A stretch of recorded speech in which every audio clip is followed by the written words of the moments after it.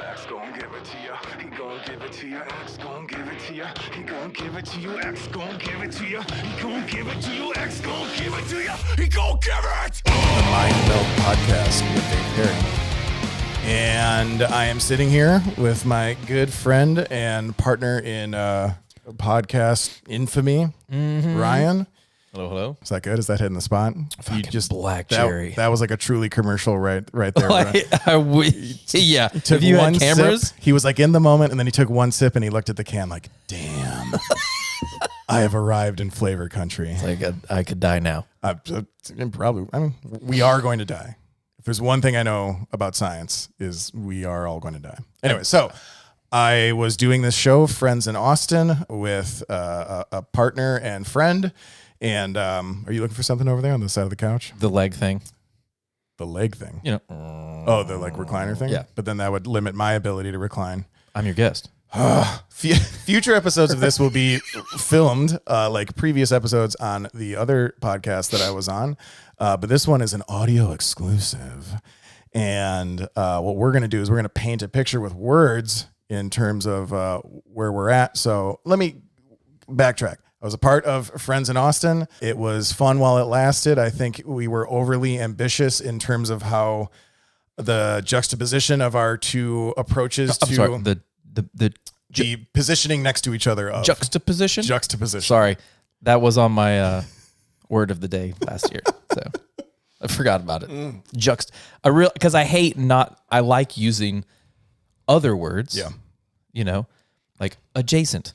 Sure. I found myself using that a lot more often than I should. That's good. But it's so when I hear a word, I just like want to hit pause, okay, thanks. So I still do that. Because it's better in context. I think it's fantastic that we are both, for all intents and purposes, totally fluent in the English language. Well, others would tell you I'm not. But fluent doesn't mean that you're some sort of like grammar expert or linguist for the ages, but it means that you are completely there's like nothing that you experience in life within the realm of reason outside of psychedelics or whatever that you aren't able to articulate with the most basic form of words. Yeah. Me like drink. Me fuck that. And I wasn't going to go that far. But it's amazing that we, as you know, approaching middle-aged men who I'm there. Oh, you're there? Yeah. 37. Oh, have you like set the, when you're going to die? So yeah. I midsummered myself. Oh, dude. Yeah. Well, I haven't yet. Obviously, I'm still here. Does that mean you're going to throw yourself off the cliff? I don't know how I'm going to do it. With a naked old woman, and then you don't die, and then they have to bash you. That movie's so fucked, It's a dude. solid way to go out, though. So metal. It is, and it's in Norway or something. So Yeah, there's something like just intrinsically black metal about it, even though it's like everyone's wearing flowers and I'm dresses. surprised they didn't have some thrash metal going on at their little community. I think everyone had like little Bluetooth speakers in their ears and they were listening to it. If anyone who doesn't, and we're already way the fuck off the rails here. But, welcome. Midsommar is a very disturbing. I would call it psychological horror. I mean, it's also like viscerally violent and gory and stuff, but the main scariness is the psychological aspect of it. I saw that movie with my mom. Every Christmas we would go see a horror movie. Perfect. Like, she loves horror. We've seen Hostel together and multiple Saw movies. I think that's what got you over to my house the first time. Your The penchant for shitty horror movies. Yeah. Not mine, but my wife's. Yeah, your wife's. Yeah, man. I love horror. There is something uniquely creative about, even with a bad horror movie. There's still something uniquely creative about channeling our fears into a creative art form, even if it's poorly executed And low budget. Yeah. Yeah. But I think those are better, though. they can be. Yeah. If you're running on a low budget, if you're running on a low budget and you manage to scare me, I'm way more impressed than some crazy elaborate Final Destination movie that has an insane effect. Which, by the way, Final Destination 1 is it. Like, it is good. 2, 3, 4, 5, and anything else that follows. I'm sorry. Yeah, I think that happens with horror movies more than any other genre, just unnecessary sequels because they want to make that money, And then you get cult followings. Yeah, for sure. But anyway, you were saying I don't want to get you off the tracks again. I'm sorry. Just about this podcast? No, about how we're here, how we arrived here. Yeah. So my partner and I had very different visions in terms of how to interview people, which I actually liked. I thought that was a strength. I like the idea of having a show that's as diverse as the place that we live. I think we live in it's not an entirely unique place, but comparative to the rest of the country, this is one of the most unique cities in the country. And a big part of that is the composition of the population. And these people range the gamut of fucking billionaire tech tycoons to homeless people and rock stars and people living in their vans, and which are actually the same person. could be. Fucking Alex Jones lives here. Joe Rogan just moved here. Elon Musk just moved here. There's famous athletes who live here. McConaughey lives here. Periphery members, yes. Which is fantastic. Shout out, Mark. And there's also just a bunch of fucking normal people here too. Us. I think there's people even much more normal than us that live here. Correct. And the point of that podcast, Friends in Austin, was to tell as many of those stories as possible. And Justin and I had a different approach to it, which I think worked really well because you shouldn't approach all people the exact same way. He interviewed the CEO of Austin's Habitat for Humanity. And I did see a little bit of that one. That's going to be a different interview than me sitting down with you and Shane and talking about honey holes and getting real drunk. But the reality is that both of those are reflective of the community. It's the community and just the human experience. So this is what brought us to the end of us trying to work together, is that without getting into too much details, it bothered him. That you liked the party? He felt like my approach to my interviews was detrimental to his interviews kind of overall as a brand. And my stance on that was that, well, that's actually a point of differentiation. And as long as we maintain consistency and quality, like video quality, audio quality, we manage our social channels. Like we're building a brand. So it's tough. No one can tell us that our brand is wrong because it's us. Your brand. We just need as partners, we need to be okay with it. And he wasn't okay with it. And that's okay. It's okay. Not be okay. Yeah. I mean, it didn't go down exactly the way that I would have wanted. I definitely would have handled it very differently, much more diplomatically, but whatever, it's fine. Oh, you almost got Truly in your mouth. Black From cherry, me, flavor wave. So, what's going on here? You're looking flabbergasted. Sorry, I have like 19 text messages in a row, but it's all just memes. I mean, we're rolling tape here, bro. I'm sorry. Sorry. That's why it's on silent. It's over there. I just for those listening, I just threw my phone away very dramatically, but the screen is facing up and I can see it, and now I just get away. Okay, it's over. Right, okay. So now, if you have seen Friends in Austin, we recorded that at my ex-partner's house, and he had a very nice professional setup that he had custom built in the upstairs of his house. We are now in my house. We are sitting in my music studio, something that we have touched on in our previous episode, or I have mentioned in other episodes, or just what you hear at the beginning of the show is I would consider myself a professional musician in that I make money off of making music, and I consider my skill set to be at a professional level. That doesn't make me like a rock star, but living in a van. It is involved in my profession. Therefore, I consider myself a professional musician.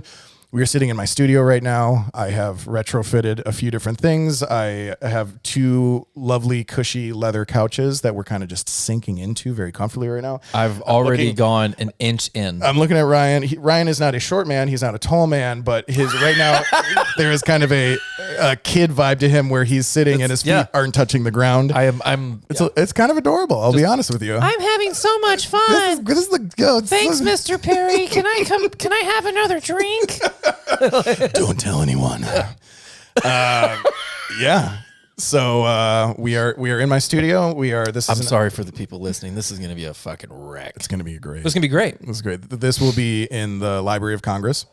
I fucking hope so. Yeah, dude. This is when the lizard people take over. This is going to be one of the things that they look back on and be like, "This is." I legitimately am going to try to market tinfoil hats with my sticker on the front of it. Sure. Yeah. I'm like, I can't wait.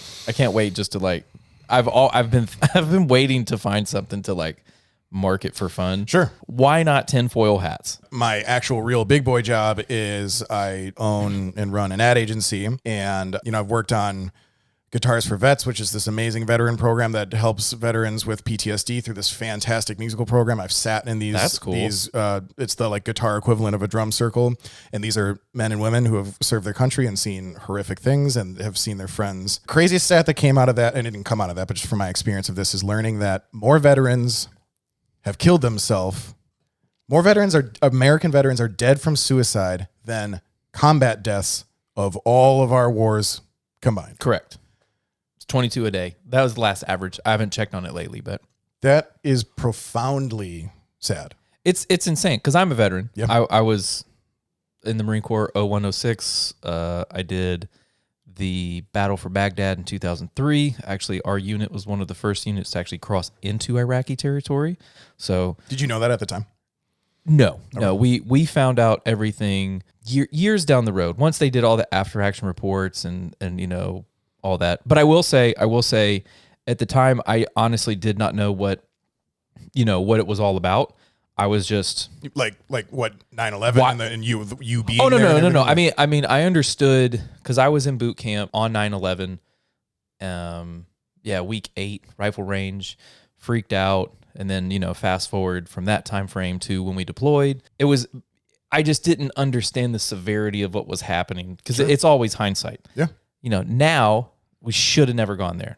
Like the whole weapons of mass destruction thing, the worst thing that I saw was like a room full of bouncing Bettys that was live ammunition just walking around casually because we thought we were a bunch of badasses at 18, 19, 20. So bouncing Betty, one of those mines that pops up after you step on it? Yeah. It's just a horrific thing to think about. It's terrible, yeah. But we went to some like air defense station. We like took that over. We saw the statue fall down and everything. It was actually, I was a tank mechanic, but the main role of a tank mechanic is you have to maintain the tank recovery vehicle, which is the Mike 88 A1 and A2, the Hercules. Yeah.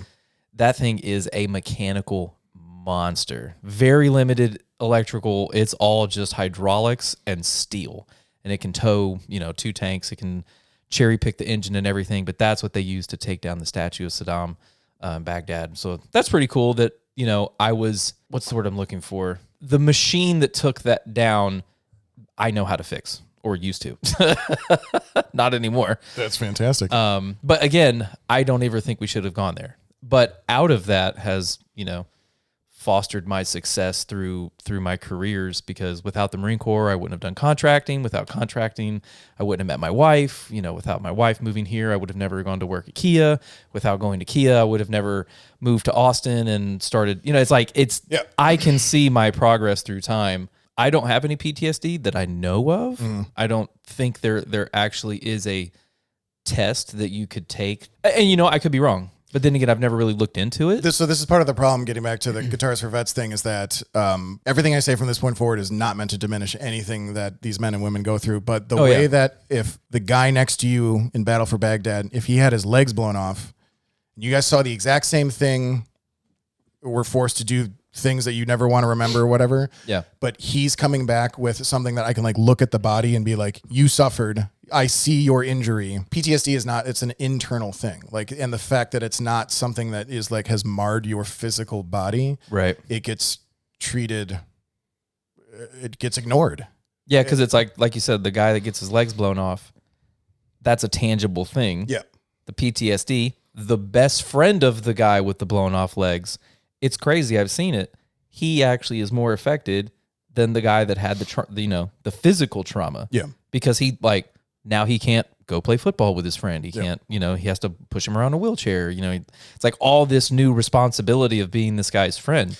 Yeah. It's insane. Yeah. And then I think some of the irony there and what feeds into the awfulness of PTSD is that I think, and I'm just speaking from a speculative standpoint, maybe you can speak to this, but you need to adapt emotionally to your settings, which I think when you're in war, meaning don't absorb everything that you're doing in the same way in your daily life because you need to just get through what's happening. And I feel like you kind of need to turn off your emotions a little bit to just follow orders and handle the awfulness of war. Yeah, just desensitize yourself. But then doing that is the thing that will perpetuate the PTSD when you get back. And there's not some sort of switch you can flip when you get back. Yeah. Okay, I'm allowing myself to have feelings now and to process trauma. Feelings. It's just, yeah. Anyways, that whole thing is crazy. I got off on a big tangent there in that I work in advertising. Going back to your tinfoil hat. Welcome to the show.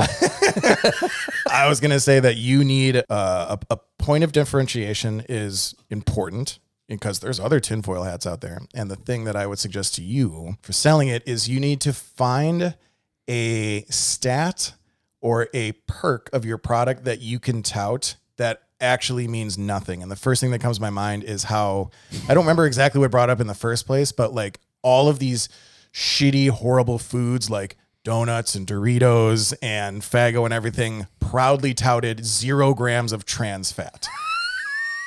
Like, this still will definitely kill you, but they would literally have it in one of those like explosion signs on there, like, we're now with 0 grams of trans fat, with plenty of saturated fat and all the other kind of fat. But it was something happened where some scientist, it's kind of like Chinese foods restaurants really pushing the like no MSG type thing. Is like, this is still terrible for you. It's just very interesting. It's just like the same tactic Like, as there's a lot of sodium here, guys. yeah, like selling something for $4.99. Like, oh, they won't think about $5. It sounds way cheaper because it's below $5. And there's just certain things that clearly it works. Otherwise, we wouldn't be here joking about it right now. And I find that as being as someone, I don't think I'm like above advertising influence, but there's just so many things that I see that it's still amazing. Like, this really works on people. Like, this is, someone feels good about eating these powdered sugar donuts that they got at the gas station. Of course they do. Because it says 0 grams of trans fat. Like, What if they just put like emotional, like you're looking at the white powdered donuts and you're like, man, I don't know about that. But then you see like the 0 trans thing. You're like, okay, maybe I feel a little bit better. Like, what's the other thing that's going to push them over the edge? Just like emotional support donut. I guarantee that there is some fucking redneck piece of shit out there that has, the first time he saw that, he's like, oh, this is the fat that them trans get on their body. Oh God. I don't want none of that queer fat in my body. So if this is a fag-free donut, then I'm gonna go ahead and I never thought about it like that. trying to, like, that's something that I've always found. You have to laugh at how awful people are sometimes. I'm yeah. God, that is I genius, guarantee- Dave. I That is guar- genius. I know because that- I'm from North Carolina and I can see people that I either knew or just people like that that would say that almost verbatim. Yeah, dude. This goddamn motherfucker, are these for them the what do you call them, Daryl? Trans? Is it a guy? Don't let these donuts in my bathroom when Hell the kids no. in You there. bring Krispy Kreme up in this house. You do not bring these gay trans fat white powdered donuts in my house, you fucking queer. White powder. White powder. White powder. Yeah, that, oh my God, that's the thing. That's how you get the rednecks to eat the white donuts. It's but you need like that POW image with like multiple insets of it. So it's like white filled with yellow, filled with red, with white lettering, just white powder. Hostess, give us a call. Yeah, We're seriously. ready. Like, I'm ready. He's in marketing. I'm taking classes on principles of marketing, principles of selling, because, and that's another reason why I really think that the community and the people that you meet in this city are great, because I am now in a position where I think I could possibly utilize your services. Yeah. Because I'm quit my job as a mechanic of 8 years because fuck my boss. He is just a twat. This is the first episode I've ever said anything about it. Yeah. As far as like my real feelings, he's a cunt. He is a scared, spineless fuck. Yeah. And I wanted his job. And I think that's part of the reason why, because I told him to his face, I was like, I want your job. And I told his boss, I want your job, because that's the ambition that I have. Is I was really good at what I did, and because of just physical limitations, as in I've done it for 18 years and my body is like, hey bro, you need to stop doing this. Yeah. Do something else. Last time I interviewed you, I think your thumb was like, oh my God. majorly yeah. fucked up. Oh, it was my pinky. Or your pinky, yeah. Yeah, I still have the scar here. I fucking sliced that bitch all the way to the bone. And literally just taped it up, put some quick clot, duct tape, and went back to work. I have not touched a car since December 1st. And I'm so happy. Good. I'm so happy. Real quick, memory popped in my head. My 7th grade shop teacher, Mr. Heckenkamp, proudly touted the fact that he cut all of his fingers on his left hand off with a buzzsaw and then sewed them back on. And whatever you're imagining that looks like, that's what it looks like. Like the most. I got stitches hanging out everywhere. Just a really shitty job. Just, you know, when you like have a broom for 20 years and the fucking bristles are just in every fucking direction and it doesn't actually broom? That was my shop teacher's hand. It doesn't broom. That was my shop A broom teacher's. that doesn't broom. And that was like point of pride for him. Another thing that just popped in my head about that, and then I want to get back to you going to school, but this is just kind of, free flow. Free flow, let it. I worked at Pizza Hut when I was in high school, and when I dropped fuck you can't out Pizza the Hut, bro. No, because have you tried? Of course, yes. Futile effort. Okay, Pizza Hut needs like a comeback, needs a resurgence. I actually hate Pizza Hut, and not from working there. I didn't like it even before I worked there. It was a fun pizza delivery guy is a fun job to have, especially in I could see that. high school and as a college job. Like, it's good money. I spent 85% of the time in my car just fucking blasting jams. It was fun. It was liberating. That's me with Uber right now. Yeah. Okay. Totally. I think you'd be a very good Uber driver. I actually want to try to figure out how to start my own business and commission my car as a rental service, $250 a night, or just 5 hours, or just $50 per hour. Like, someone rents your car, or you're a chauffeur? I'll be a chauffeur. Okay. Yeah. Do it. $50 an hour? Why not? What would the context be? Hold on, let me tell you this pizza story real sorry, quick, and then all right. So I had this boss. His name was Rich. This sounds really shitty, but a lot of the people that I worked with in a lot of the jobs that I had going through college are people that have resigned themselves to this is the rest of my life. I'm working with like 45-year-old guys who live with their mom, who aspire to be an assistant shift manager at the Pizza Hut in the strip mall in Brookfield, Wisconsin. Yes. And I'm working alongside of them. And honestly, that was no judgment. Everyone needs a job and income or whatever, but like their life was like a motivating factor for me of like, this is a means to an end. I need to keep doing this. Insert Varsity Blues here. I don't want your life. And so Rich was one of those guys, a very nice guy, but just like, I would never, that life is just seems very miserable to me. It's like me telling my parents, I will never live in this county. Yes. Ever. Yes. Okay. So Rich had a like meth mouth, you know what I mean? Like when people, So I'm also from North Carolina. Okay, that's so he had just atrocious teeth. Like, if you took just a handful of dry corn kernels and then inserted them into rotting gum tissue, that was his mouth. And after working with him for a couple years, I got to the point of like pretty much being able to casually ask like, what's up with your fucking mouth, bro? And he very proudly told me this story, and this is reminding me from the shop teacher, is that so he lives on a farm, and he is this like Danny DeVito shaped and guy, but he had this like Napoleon syndrome where he thought he could do anything, that he was invincible and stuff. And he was building he called it a barn. It might've even been like a fucking tool shed. He was this like tiny fat man. He was doing it by himself, and he was putting up This is Rich. Assistant manager. Rich is Pizza Hut. Rich has half of the frame set up, and then he's holding up an entire wall by himself to like nail that wall into the frame. Okay. And it occurs to him that physics is a real thing in that moment, and that he is not strong enough to hold up the entire wall of a barn. So he's trying to hold up this. The idea is, I'm going to put this wall up with one hand, and then with this other hand hammer it into the frame. But what did happen is the wall pushed back on him, and in between the wall and his face was a claw hammer, and the claw went through his lips into his teeth and just like ripped out. I mean, like some molars were left or whatever, but it just clear fucking shattered the fucking teeth in his mouth. So and not meth mouth. it looked like meth mouth. Claw hammer mouth. Oh, dude, claw hammer mouth. It was, and he was like, I put him in a Ziploc bag and, put some ice in my mouth. And, I had the intention of going to the dentist, but at a certain point I looked in the mirror and I was like, this is me now. There ain't no fixing this. I mean, God don't make no trash, but my mouth is fucked. God. It was. That's crazy. One more quick story about fucked up teeth, and then we're gonna get back to you in school. I went to a brewer's. Beer. Yeah, go for it. And it was on tailgating is a huge thing in Milwaukee, Wisconsin. When you go to and a popular thing to do is you like pregame at a bar nearby, and a lot of the popular bars have shuttles that take you to the stadium.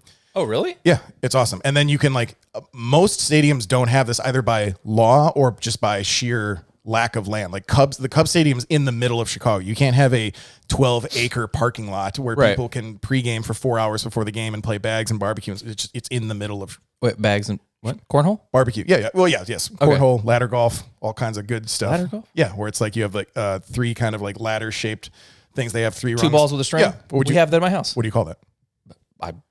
That was the exact ladder ball, but I just want to make sure that was the same. I was saying ladder golf, which doesn't really make sense because there's no element of it that is golf. Balls. Are you sure? Oh, there's. All right, so I get it. So we're in Chicago. We're drinking. Or, I'm sorry, we're in Wisconsin. Milwaukee, yeah. Yeah. So we're going. So people get real fucked up at these games, and course. it's just a very normal thing. That's So what she said. and then I'm actually glad that there are these shuttle buses because it's like stopping people from drunk driving. So I'm all for it. Get as fucked up as you want, as long as you don't hurt other people Or die. or die. Yeah. If you're not hurting other people. Yeah. I don't want you to die, but Please don't die. It's worse if you hurt someone else than Very if much so. you die of your own responsibility. That's my 2 cents on that. So this group of guys, I don't know if it's a bachelor party or just bros being bros, but they got on this shuttle and it was like everyone was fucked up, but one dude was done. Like they literally had to like firemen carry him on, like drag his limp legs up the steps of the Holy bus. shit. And you know how like some buses have like a leather strap that you can hold. Like if you can't sit down, there's like straps you can hold on to. So Totally, so they fed he's just like blacked out. They feed his arm up to his shoulder through that thing, and his like lifeless body is hanging there like in a meat locker or something. And it's about a 15 ride back to the bar, and he's just, I mean, his body is just fucking. It's like Weekend at Bernie's, like he's just fucking swaying around. And we pull onto the street that the bar is on that we're gonna get dropped off at, and Sweet Caroline comes on the Sweet Caroline. and and everyone's getting real excited and rowdy on the bus or whatever. And when the first chorus comes, this corpse reanimates. And physically he's still done, but like his brain turns back on. He literally just was like, bah, bah, bah. And you could see he was kind of like swaying back and forth, but he was like done. But the fumes in the reserve tank just kicked in for some Neil Diamond. And by the time we pulled up to the bar, it was the last chorus of the song, and his slab of meat was kind of hooked up towards the front of the bus. And it was as the last chorus was playing, he's the first one to get off the bus. The doors open. He's a sweet care. Burp, burp, burp. Face plants out of the bus onto the sidewalk. He basically curb stomped himself. Driver shuts off the music. Everyone gets real quiet. Dude stands up, gets back onto the bus. I mean, just shirt covered in blood. You know how like when you have a notebook and you rip a piece of paper out of it and it has all of the like fringes where the piece of paper was attached to the rings. We're talking a spiral binder. Yeah, like a spiral binder. You rip the sheet out and it's just all those not with the perforated edge. Correct. It's just the original. Just those loose fucking flaps of paper. The ones my mom yelled at me about. Yes. Clean up your fucking paper. That was his mouth. He opened his mouth and goes, "Is it bad?" I was like, oh. I mean, I like dry heaved. It was so. I mean, he must have just been in total shock. Tommy, you're good. I've chipped one tooth before, and it's literally like full body, just having that exposed nerve. If you chip it enough, yes. It is like a full body twinge of pain and discomfort. Even breathing. Obviously, you're not eating or drinking. Yeah. That's with one tooth. This dude was loose leaf, bro. Like it was. Yeah. God, what's the company that makes those? 5-star. 5-star. Yeah. Like you're a 5-star. You got 5-star, bro. You got 5-star teeth, pimp. He's like, really? blood, squirt. All right, one last thing, and then we're going back to college. Okay. In 2020, before pre-quarantine, I was walking here in Austin, and I saw a woman pushing a baby stroller, and I could tell from afar that she was like all tatted up. And actually, I think that's sexy. I like that. It's very sexy. Not all tattoos are created equal. Some of them are terrible. This is also true. She got closer, and I saw that she was wearing like a real low-cut tank top, and from like clavicle to clavicle, she had this kind of semicircle smiley face tattoo that went across her entire chest, like right above her tits, and it said 5-star bitch. I just love. What the fuck? I love thinking that like occurred to her, and she's like, I should go to the tattoo parlor and get. Should it be 4? No, I should get a 5-star bitch, and maybe it's out of 10. I don't know. Like, what if it is out of 10? what if that's like a self-deprecating? Like she Yelp reviewed herself, and She's she like, wants. I'm only 5. I'm not a good mother, and I'm a 5-star bitch. So I was in there washing my hands, and I've always had this thought in my head: I think just because I've become conditioned to it at my house, that there is always a hand drying towel. Yeah. But when you go to someone else's house and there are multiple towels, it's like, okay, which one is which?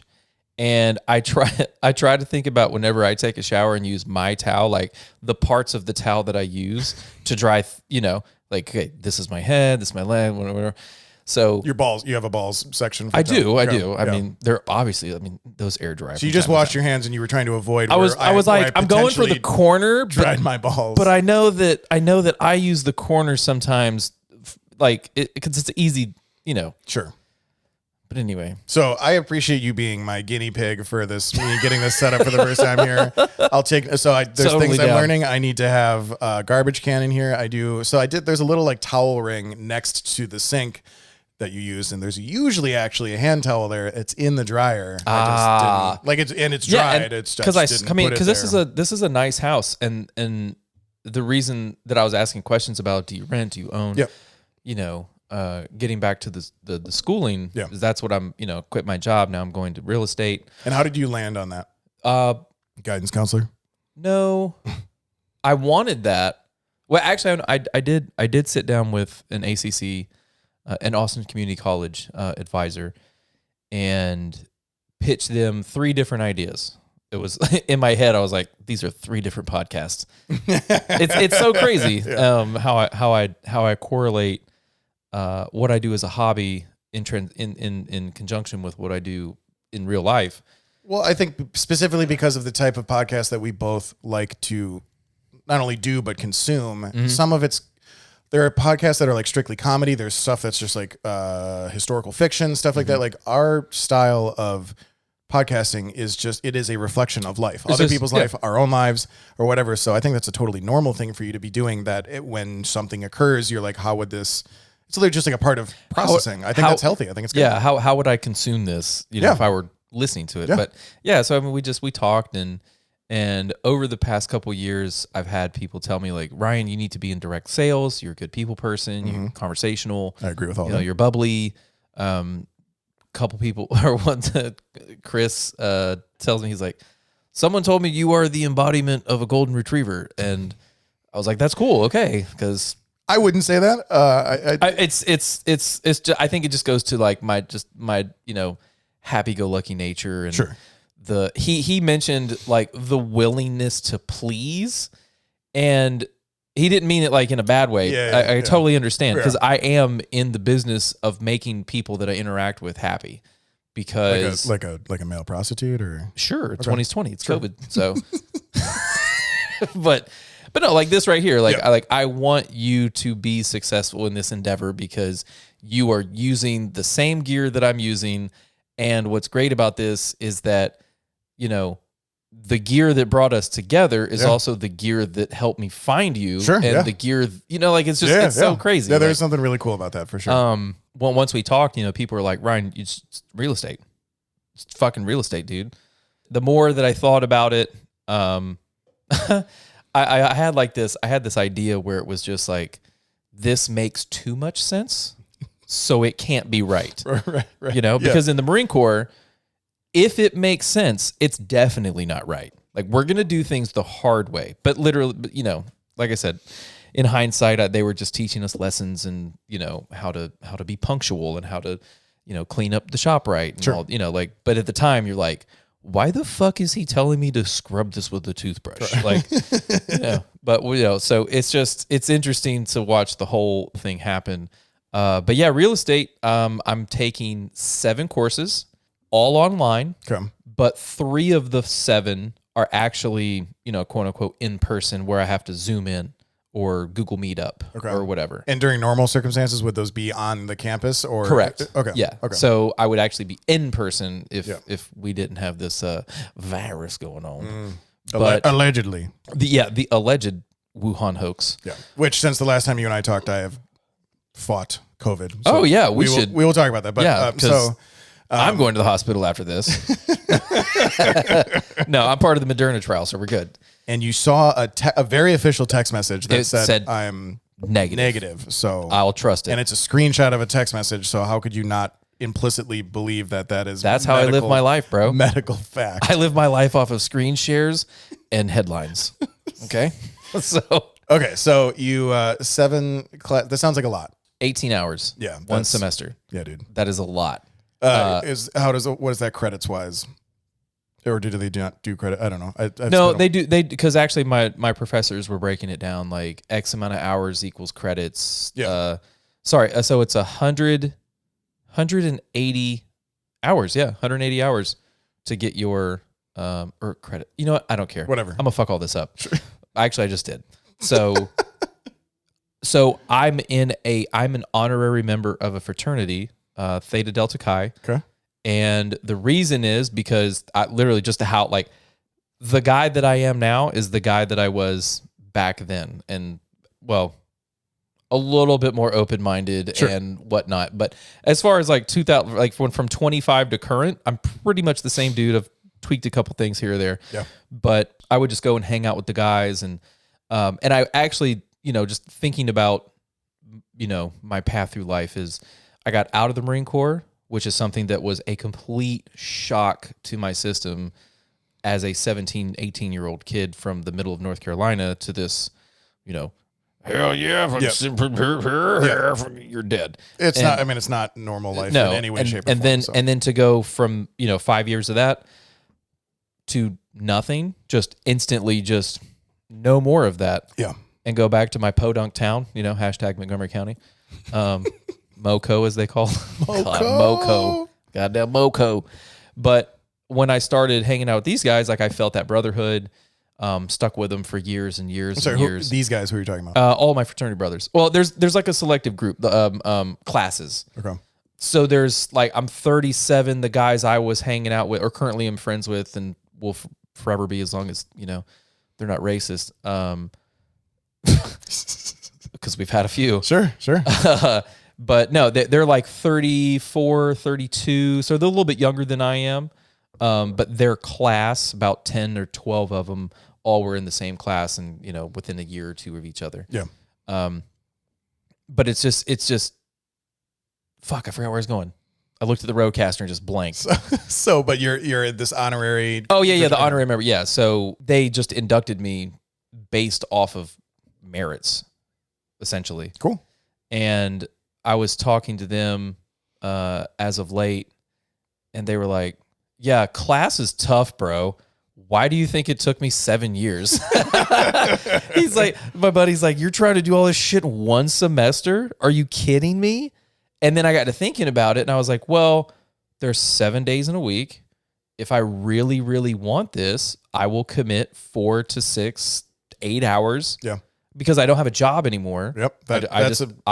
That's not sustainable. Like working and doing the course load you would burn out for sure. So I was like, I'm gonna if I really, really want this to work, I have to dedicate myself, get into a routine, get into a rhythm, and all that. And so, like I was telling you when I showed up today, like today is a really good day as far as just a non-happening day. Like there's nothing going on today except for this. This is the only thing I had planned. Yeah. I got a little high before the run. Actually, that was intentional. I didn't get a little. I definitely it was on purpose. Okay. When I went for the run, I actually did a guided run. I'm trying to do 1,000 miles this year, which equates to about I think my buddy Paul said it was like 2.87 miles a day. Okay. So a 3 miler, 5K. Yeah. Well, 5K is like 3.2 if I don't know the math on that. But anyway, I'm like in the worst shape of not my entire life, but it's certainly of my 30s. I'm in the worst shape of this decade. It's fine. It's not fine. I was supposed to go to see Dave Chappelle tonight. He's got COVID. Yeah, dude. The irony there is it's funny and sad. Yeah, I mean he'll be fine, but like he's it rich. Sucks that like it was important to me that I got my negative COVID results just to go. Well, yeah, because I know that they test everyone who goes into those shows. You said your wife went to one. Wait, is that the one with Rogan too, right? Yeah. Oh, I'm so sorry. So it's ironic that he is so adamant about like the testing and precautions for his own show. And I'm not like hating on the guy, but like he doesn't post anything on Instagram, but he's fucking Dave Chappelle. So when he goes places, it is documented. Mm-hmm. He's been all over the fucking place. Yeah. So you can't. Thanks, Dave. You don't live in some sort of bubble where like you can just be safe at your show and then that covers everything. He was like at the shooting range and he goes to different bars and he's hanging out with people. I want to do that shit too. I get it. I got COVID doing the same fucking thing. And like, It just so you had canceled 5 days of shows and like One of those was yours? yeah. So that's that group of people. I'm sorry. It's fine. That's such a first world problem. It's but totally first world. There's people that don't have bread to eat. that's true, dude. Yeah. Fuck. And we're worried about Dave Chappelle shows. I'm currently sitting here eating an entire loaf of white bread. That's I'm drinking stuff made from bread or wheat. so that group of people who was going to go to the show, we're still just going to get together and hang out. That's good. At least you know, as sad as it is that you're not going to be able to enjoy that that moment in time where you get to kind of let loose and laugh and you know, laugh at society and, you know, the environment and everything that he is going to eviscerate along with Joe Rogan. But yeah, man, I for me 2020 was hey man, you've been doing things to put yourself in a certain situation. Here's the door to get to where, you know, you thought you want to go. Yeah. And it's interesting. Real estate isn't for everybody, just like any other job. You know, like I'm not a musician, but you know, here you are. Yeah. And anything that you want to pursue takes passion. And I think that real estate for me is, I'm not going to say it's my forever career, but it's definitely going to happen for the next like 5 to 10 years. And being a people person, understanding people's needs, being able to empathize with people and sympathize and, you know, being a good listener. And it's like, you know, I can promote myself. I've come to understand that the brand that I've built for the podcast isn't the podcast. I built a brand for me. Yes, I would agree with that. And everyone knows that, you know, when you interact with me, you know, you're going to get, you know, this kind of product. And, you know, that's kind of what I was saying, like, hey, you know, we're probably going to work together professionally. Yeah, for sure. You know, for whatever reasons, just because, again, the equipment that we're using right now brought us together. And now this weird, you know, happenings, we'll probably work together in the future. Yeah, I love that, man. I think you're very well suited for that specific industry and the personality and just kind of the human aspects of it. I think you check all the boxes for it. You're obviously in a great place for it, which is a critical component of this. Austin is in the, my professor said, I can't remember if he said the number one or like close to number one, definitely top 5, 100% for economic stimulus and the real estate industry for the next like year and a half. I have no doubt of that. Yeah. So good call. Yeah. Good on you, man. And that's the cool thing, because I'm using my GI Bill to basically pay my mortgage and a couple here and there monthly recurring stuff that I have to. Pornhub subscription. Of course. Premium. No, that's free. Come on. Dude, there's premium. There is premium. What the fuck am I going to get from Pornhub Premium that I can't get already? Unless I have, fetish. I'll give you fetish. Sure. And I assume that they have some sort of like Spotify type thing where they're like, if you like this 800-pound woman getting fucked by midgets, we have these 10 videos I definitely that we get think recommendations. that would suit your taste very nicely.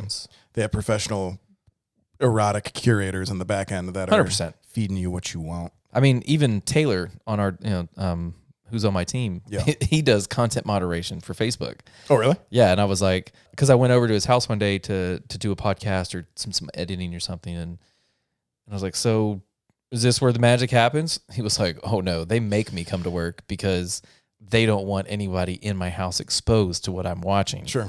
And so kind of like to link that back to PTSD, it's like, I understand that you need content moderation because there are some nasty people out there just with the vitriol of only wanting to just upset people. Like, that's it. But to have humans, other people, just going, that goes against the standards. But then you got this other guy in cubicle 5 that's like, send it. Yeah, it's such leaving something like that up to humans. It like makes sense, and it's totally counterintuitive. It's a at double-edged the same time. sword. I can't imagine that, dude. Like, I would be fascinated to talk to him about what that's like, what the standards are, how it's documented. He's probably got an NDA with that. Think about it. Yeah. I'll talk to him. Oh yeah, and then we'll use a code name. Hey, we'll be like, so window paint wink does not allow me to Miller Lite myself, Exactly. whatever. Yeah, Yeah. we'll just look at shit and then Yeah. we'll just make it an audio only, but we'll literally just we'll just text each other what we're really saying. So this is a good transition into one of the things I wanted to talk about. So you and I were originally supposed to talk the day before inauguration, Yes, and you're a piece of shit. I'm sorry. And you rescheduled on me. I bailed on you. It broke my heart. I'm terribly sorry. It's totally fine. But I guess I'm. That was my first week of college, man. I get it. I'm glad. The reason I wanted to talk to you the day before is because I thought, and we all had every right to think that shit was going to go down. Oh, 100%. After what happened Hundo. on the 6th of January. All the Patriots? Yeah. All the MAGAs. Storming the Capitol. Which Patriot. is such a weird thing to say out loud that actually happened in this country. Yeah. Yeah, I was just fully convinced that something was going to happen on Inauguration Day, and I basically wanted us to have like this is the last conversation we have before the Civil We're War all II dead. starts. Yeah. I mean, like, Where were you when Civil War II started? Be like, well, me and Dave were talking about it. we were drinking beers and We knew it was coming. we were speculating on the dumpster fire. I So even put money down with Elon. I am glad that nothing even remotely close to the 6th happened. So I was watching Facebook, as everyone else does. Sure. The billion plus. And they found a lone Trump supporter at a state capitol building. Not at DC, at like California or Arizona or somewhere. Yeah. And it was the most intelligible Trump supporter I've ever heard. Okay. And and he not only did he own his like MAGA-ness, but he didn't like swing his dick around Okay. and try to tell you that, yeah, this Dodge 2500 lifted with 14 fish pole things in the back with And truck nuts. and truck nuts and air, air horn thing. I'm sorry, I don't mean to like classify these people, but it's just, if the shoe fits. So this guy, could I get a shock top? Can I try one again? I haven't had one in a long time. My apologies. Let's get me in the zone. Shock top. Yeah, I'm ready. So, and he was very concise. He didn't like talk about like Dominion is rigged, and he didn't talk about, the Kraken from Sidney Powell. Sure. And, he wasn't at the Four Seasons landscape fucking place with Giuliani. Next to the crematorium and the dildo shop. Bingo. Yep. Like he legitimately said that the guy was like, "Are you upset?" He was like, "Yeah, I'm a little upset, but we got to keep moving." And then it's like, Trump is starting his own TV or media group, it makes 100% sense. I personally think that he will be in some form of legal trouble. Well, he's already in legal trouble, but I'm talking about like criminally. Yeah. He'll be done in, I'm gonna go 2 to 3 years. I'll place that long bet. Yeah. But the guy was I'm thinking sooner than that, but it could. the guy was just straight up. He was like, I feel duped. I'm upset. There was supposed to be 200 to 300 people out here. I'm the only fucking one. Yeah. Where's my pardon? Like I could see the look in that dude's face where he was like, you know what? I was sold a bill of goods that was not a good fit. I mean, there are people who within the last week, like he had rationale with him. sure, which is good, but it's also, and I prefer. I wish there were 1 million of him, but I wish there's 74 million of him. yes, it's crazy that there are people who fully embraced their reality that Biden and everyone else on stage at inauguration was going to be arrested for treason. Mm-hmm. There were people talking about the fucking Pope getting arrested. Like, Oh my God. and these fucking blackouts. These are I'll find it for you. People are coming to terms just now with the fact that they are considering the idea that Q is not a real thing, and that's so sad to me, dude. Like, it's just like, I believe it's from Parler before it got taken down. it's back up. It's hosted by Russia. Hey, look at that. You know what? Free economy. So here's one. This is a Parler post. This one's from the Washington Post. Okay. In regards to the Capitol. Okay. All right. This says, in the charging papers, the FBI said that during the Capitol riot, Caldwell received Facebook messages from unspecified senders. updating him of the location of lawmakers. When he posted a one-word message inside, end quote, he received, okay, look, is that EXHOR exhortations? Exhortations. Yeah. Exhortations. See, this is my big words moment. And directions describing tunnels, doorways, and hallways, the FBI said. Some messages, according to the FBI, included, Tom, all legislators are down in the tunnel's 3rd floor. And, quote, go through the back door, house chamber, doors facing north left doorway, hallway, down steps. And the last message said, all members are in the tunnels under Capitol. Seal them in. Turn on the gas.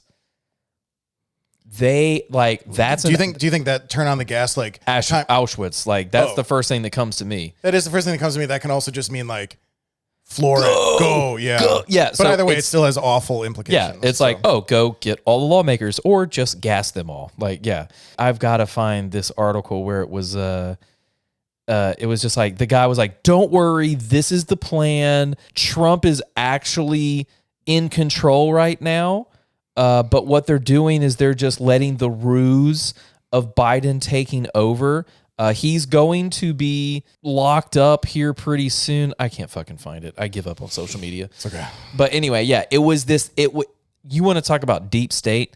I did not understand what projection really was until this guy showed up. And not only him, everyone incorporated with him that is associated with Trump. And I gave that dude, I was like, you know what? I'm going to give him 100 days. Because that's kind of like, there's always this 100-day judgment of every president. Yeah. I was like, I'm going to be a part of that. I don't know anything about him except he was on Celebrity Apprentice and a fuckload of bankruptcies, failed real estate, failed casino. I don't know how the fuck he exists with all of his failures. Yeah, I mean, anyone's life under a microscope looks insane. pretty shitty, but his is exceptionally awful. He's like one of the worst humans to exist, and that's just my personal opinion. Sure, I am not sponsored by Antifa, but if you just take emotions out of it, his brand, like you were talking about building your brand, his personal brand is antithetical to. It is the opposite of reality. Yes, and the fact I have to give credit where credit's due. That like I'm impressed that he was able to convince tens of millions of people that he's the guy. People from like your hometown, but that he cared about them. That is such an amazing accomplishment for someone whose personal brand is I'm better than you, I'm richer than you, I am surrounded by gorgeous women. He literally said I can go shoot someone on Fifth Avenue and no one would do anything about it. Like we're friends. But how? And I'm impressed. It's an awful thing to achieve, but he achieved it. He achieved it well. He maintained it. He sustained it. He grew it. He cultivated it into a fervor that resulted in an event that I literally never thought was actually possible, even in the worst of circumstances. It was insane to watch it in real time, and I'm glad. So to date, I've been a part of like 4 things in history. Like it's cool. Yeah. But not because they're all shitty. Didn't you originally have plans to go to the inauguration? Yes, I wanted to be at the inauguration because me and my friend, one of my fraternity brothers, I was going to fly to North Carolina. We were going to take a train up to DC, get out. I actually had another friend just recently move there. She's got an apartment where I had planned on, well, she didn't know it, but I was going to stop by and then just stay there. Yeah. It's what I used to do when I was partying with all the college guys. Yeah. I would go for,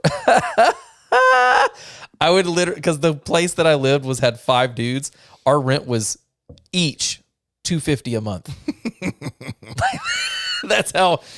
We had 5 dudes in this 1997 home or whatever the fuck, probably like more like 1939. Love it. But for the heater, we needed oil. I'll just leave it at that. I'll leave it at that. So I would go on these runs. Did you have a septic tank? No, we were in the city. Okay. But we still had a fucking oil heater. Okay. But no, I would go on runs, and I legitimately was going on run for the exercise. But I would stop at my friend's house, and it first started out as me just running and then stopping at their house for like a water or like a piss break or whatever. and then it like transformed into this this thing where I stopped at their house, and then I was like, well, wait, I'm gonna cook you dinner, but then that's gonna feed me, and now I don't have to buy dinner. So all I need to do is just go exercise and stop by at someone's house every single day, and I will offer to cook food and get, like, it was this, I don't know, man. It worked. I mean, I ended up hooking up with this chick and then just stayed at her house like all weekend. And when I got back to my house, As long as you're contributing something, like, because I was very thankful. I was like, hey, thanks for letting me use your pisser. Yeah. Thanks for the bottle of water.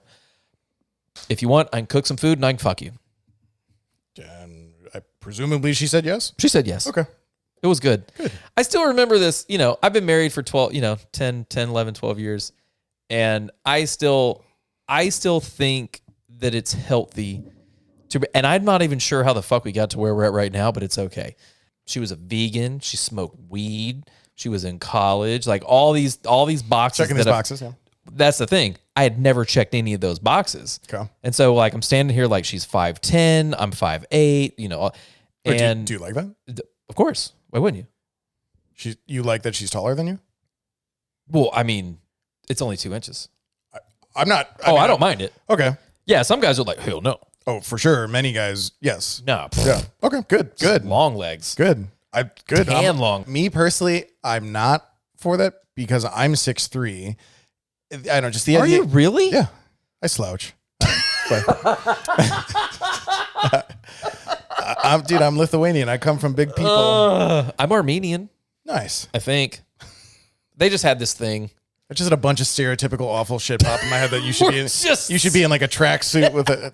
I'm a piece of shit. I need a gold chain. Oh God, yeah. I need to have this accent. Anyway, she was amazing. You should exercise. Don't forget your past. And Trump's a bitch. Yeah, dude. I think that sums it up. Yeah, that's Yeah. good.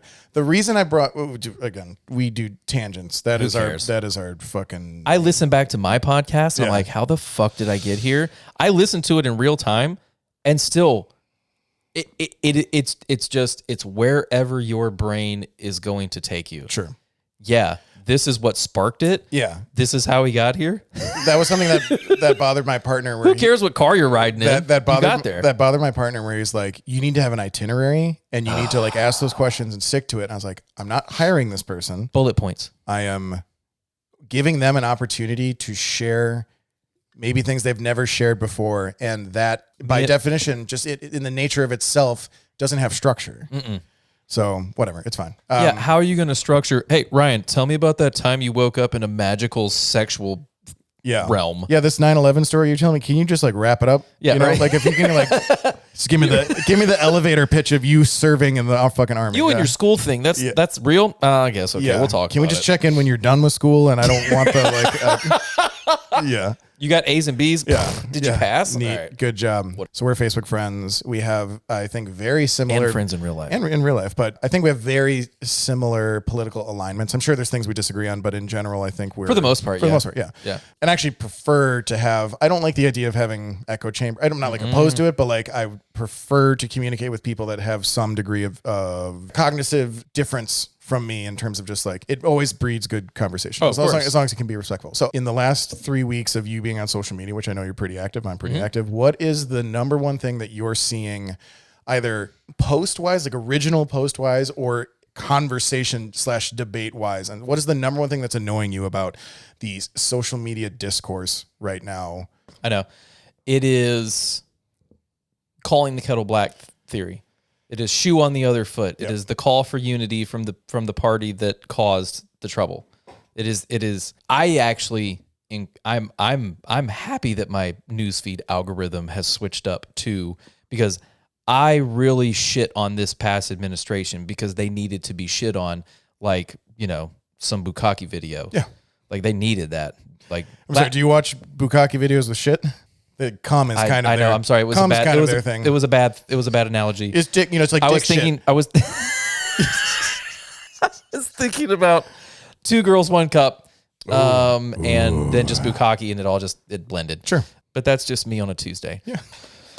So no, I mean, I tried to maintain my conservative connections as much as I could because I needed that non-echo chamber relevance when I started talking to people online about this, that, and the other when it comes to policies, directives, or bills that got passed or anything that affected our lives, but was also like, oh, hey, by the way, this administration is making the Secret Service pay for fucking hotel rooms to the tune of hundreds of thousands of dollars in fucking Scotland. Yeah. What? Oh, my taxpayer dollars are in reaching the president? I'm sorry, isn't that, I don't know, illegal? Yeah. And you can't talk to these people because that's the daddy Don. Don the Con is in the fucking chair and he's running the show and you're fired and you're fired. And the best thing that happened to me this year, my dude, is my dad told me inadvertently that he was wrong about Trump. And I haven't been beating that door down, but I have been casually tapping and knocking like, could you let me in to tell you some good news? I have these scrolls that I could read that were written with quills. And when you say wrong, those were his words. right, but what do you think that means to him? He was duped. He literally said, I drank the Kool-Aid. I could not see it. And I have it on recording too. I think, we talked at length. Yeah.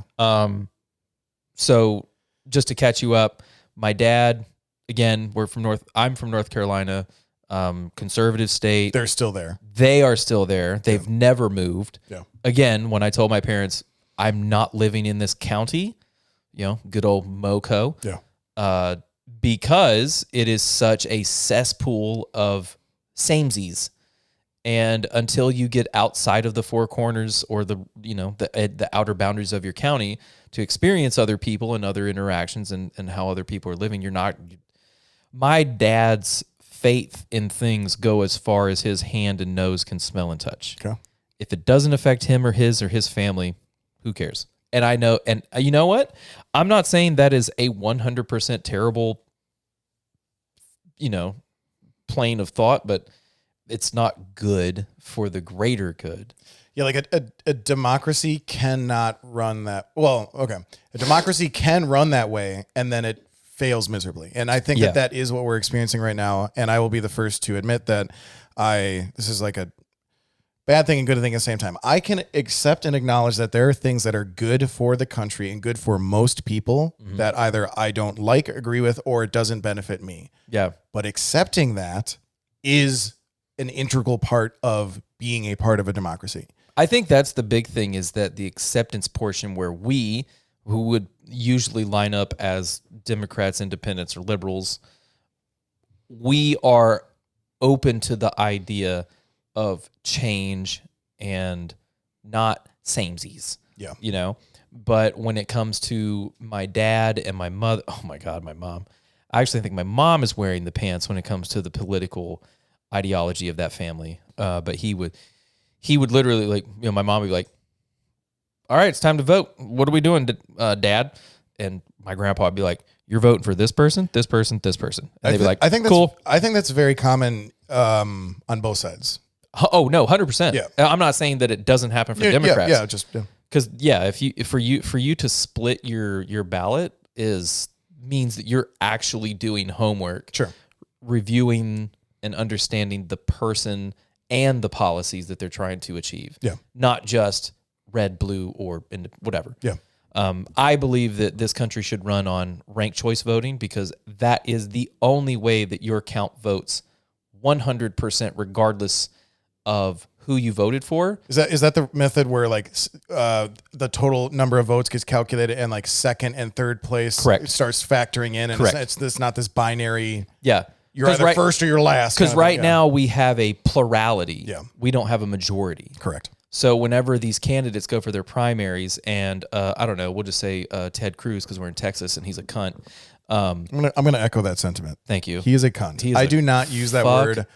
Almost ever. I used it twice today. You did, and both. I'm sorry. No, both inappropriate. I cherish that word because I feel like it carries weight, and it's funny. It does. I have friends from Ireland, and they're like, oh. I literally cunt is one of the first words I say when I wake up. I'm like, look at my alarm clock, and I say cunt. Yeah. Like, oh god, beeping cunt. But I like the fact that it carries weight in our society, and I reserve it for special circumstances and people. And Ted But Cruz so is a cunt. I think Maine Oh yeah, Maine does it. has this system. I think Alaska tried to vote on it, but they were like, "Nah, son." It's so crazy to me that there isn't. I'm all for like there being a difference between the way states are run and the federal government is run, but something like that should be fucking uniform. But yeah, man, it all ties together. Like ranked choice voting is just the way to fucking go. Agreed. And I think plurality works when you're talking about 100 people. Yes. Ranked choice when you're talking about 340 million people living here, maybe a little less than half are able to vote. You fucking kidding me? Like that you're just disregarding literally the choices of 100 million no people? libertarians, no Green Party, no Tea Party, no Patriot Party. No, it's one or the other, and then you get laughed at. Like I voted for fucking But it's not Johnson. even that. It's not even just one or the other. It's that even within one or the other, it is even more binary within the one or the other that you choose, because it's this either you're either first or you're last. I'm going pee. Yeah, he is. I peed with the door open for the record. I'm not saying that. I'm not telling you to do that, but those are foam pads that work much better when they're on the wall. They absorb the. Those are actually weird. You have to soak them in water to like get them to expand. So right now, again, this is just audio only. There's no video. These came in some sort of like air sealed package. Yeah, that's right. I'm looking at the back of your head while you pee. And then I had to like soak them in water. And now they're like, one of my showers is right now just full of sound pads drying out that will eventually be hung on these walls. And when I do my first video episode, y'all will see it and you'll be like, wow, he is a professional. He's running a real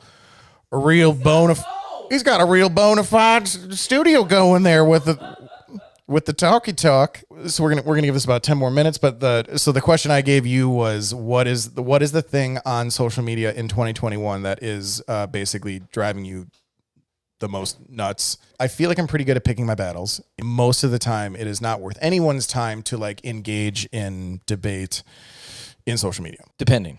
Yeah, I mean, like if I know you, I'm way more inclined. Just the idea of arguing with a stranger is Fun. 90% of the time dumb. And I don't ever approach a social media discourse as I'm going to change your mind. It's more so like your comment is so ignorant and it's physically there somewhere that I feel that it's necessary that my correction of your misinformation exists right next to your shit.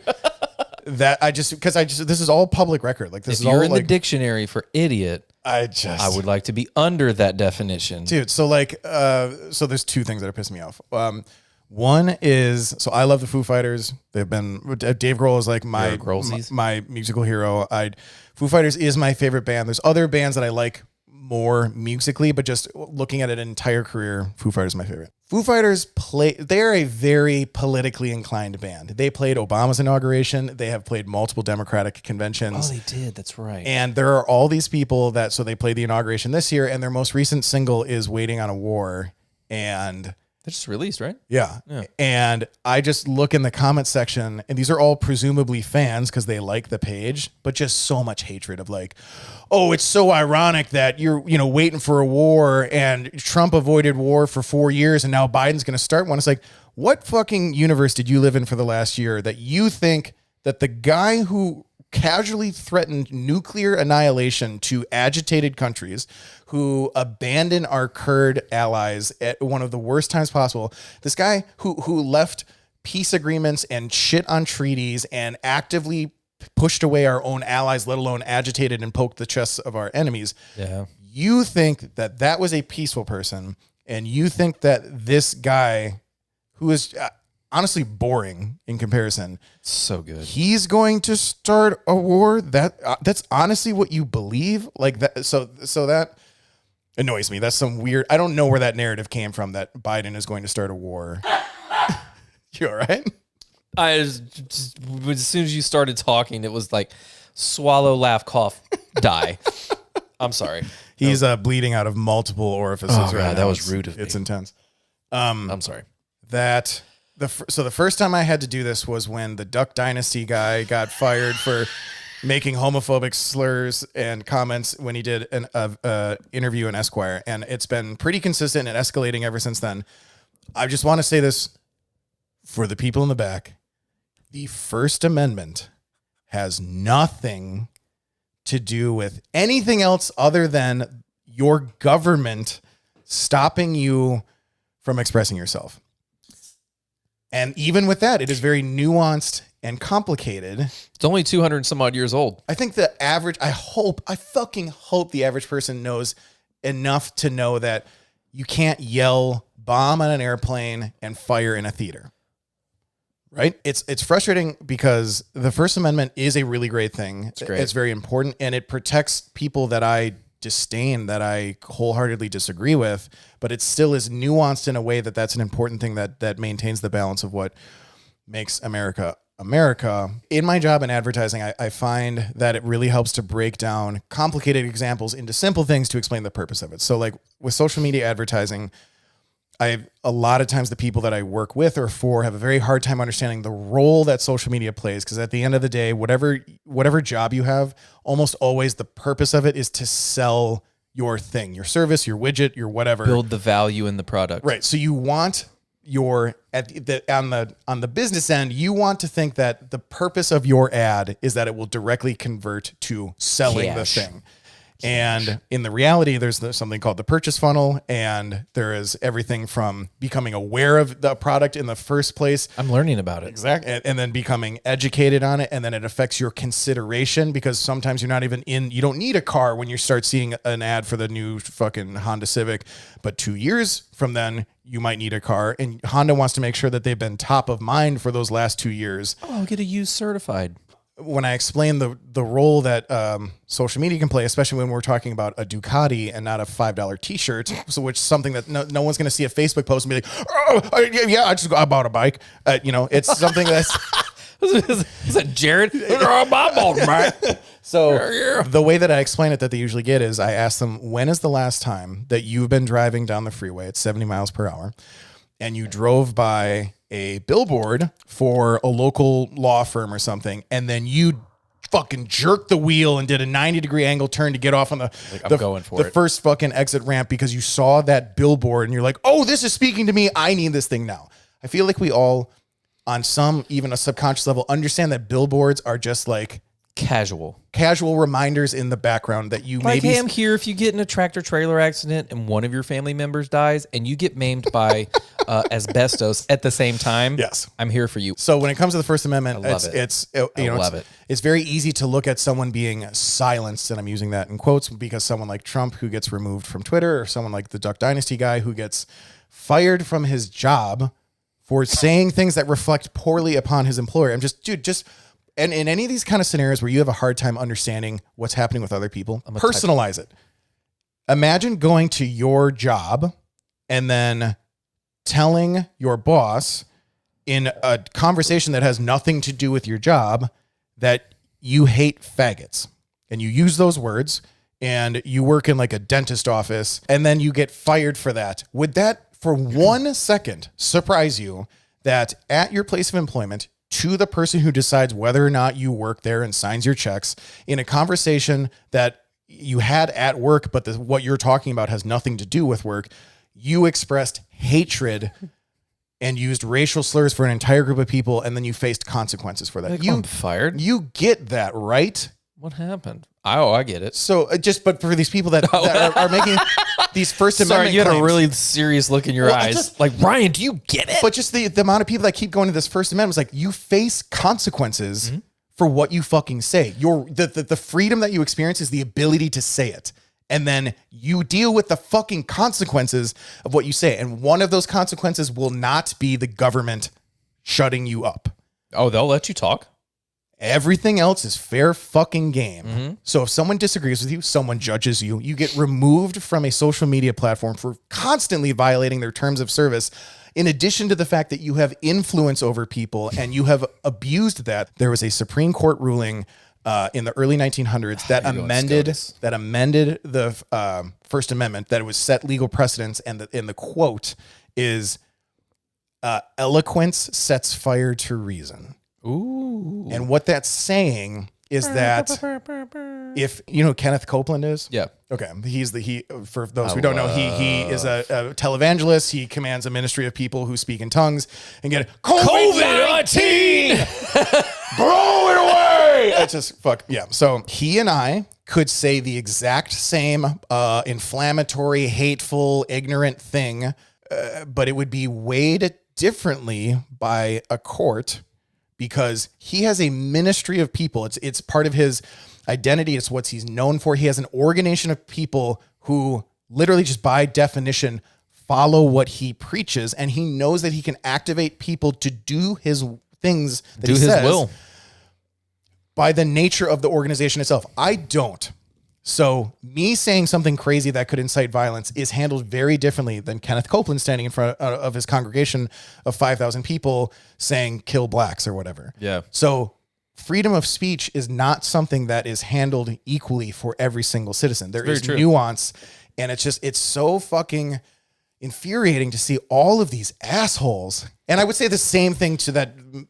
If Biden says stupid shit all the time, and the first time I see someone say like, "Hey man, First Amendment," be like, "Dude, no, you're wrong." What? It doesn't matter. This isn't a party thing or whatever. No one is being silenced. People are. You know what they are? Actually, he was silenced by a private company who had every fucking right to do it. You've been running wild on Twitter since forever, back in your fucking birther days. Yeah, I 100% agree with you. If you go to Whole Foods and you shit in the fucking cantaloupes, they have the right to remove you from Whole Foods. They're going to take you out of the store and they're going to say you're banned, you fuck. Don't shit in cantaloupes. The fucking produce section wasn't set up for you to come in here and fucking poop on the produce because other people... That's what Trader Joe's is for. And that wouldn't be confusing to anyone except someone who is mentally ill. So I try to strip it down to these really basic examples and then be like, so what? So now that you know this, and you should have already known it, it's so easy to just fact check or verify. Like, I don't know.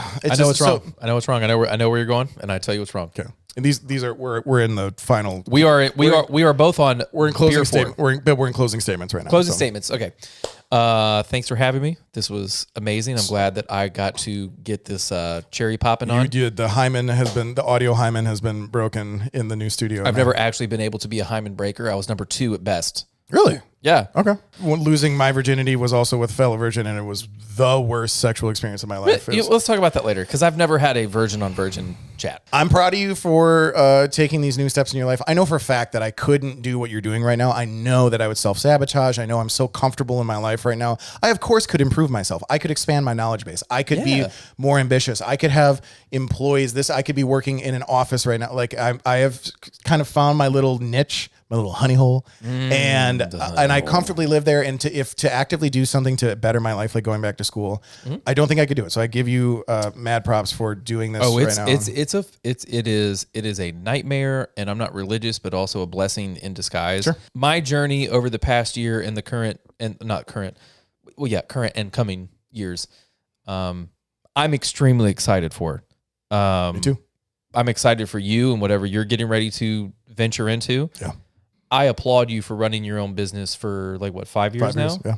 That's if you have applause, I think it's the yellow button is the applause. Yay. But I do know that it takes a team for success. Yes.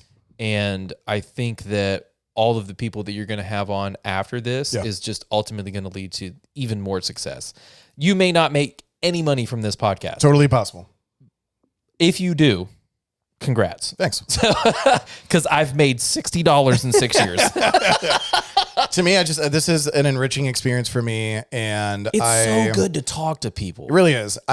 This is something I struggle with a little bit, where I feel somewhat selfish and conceited, and like you need to have a certain self of not only confidence, but like an assuredness that other people want to hear me talk. 100%. Which is kind of a fucking conceited head up your ass type thing, but also I actually believe that. There's people that watch The Bachelor. Fact. Okay. We'll leave it at that. Yes. So people will listen to whatever we talk about today, make it spicy, make it tasty. Yeah. Like how I do it is I always look at it from the consumer standpoint. I want to be involved with happiness of others, because that fuels my happiness. Fuck yeah, man. It's all good, for it. man. Yeah, So I thank you very much for having me. I thank you for coming. I is happy. You're going to come back here? You're going to do some more? Of course. If you just need people just to be here. Just bodies? Just bodies. Well, on that note, I will say mission accomplished. And Get in my car and get the fuck out of here.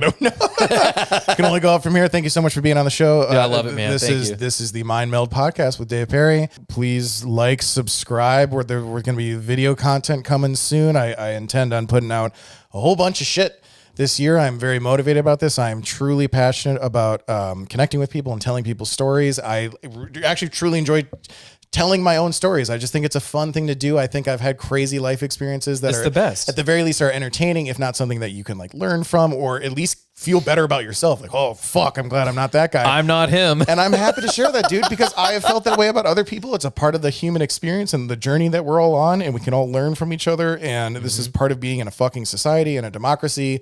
We're all in this together. Even if we don't like each other, we're still in the same fucking ship. And if it sinks, we both die. So I'm gonna tell my dad to listen to this. good. I hope he does.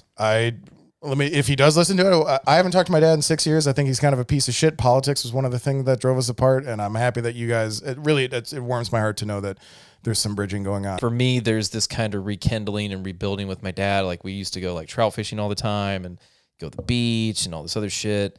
So I see that on the horizon, and with the schooling to go to be a real estate agent. So my plan for 2021 is to link back up with my father and all my North Carolina homies, go play some disc golf, just completely fucking hammered and not care about the score. Yes.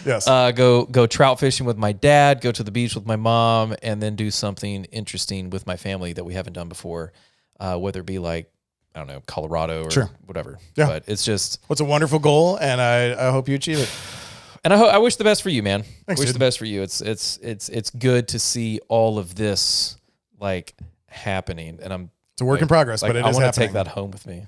My mini fridge? Or no? Okay. Oh yeah, the mini fridge. Yeah, I'll definitely take the mini fridge.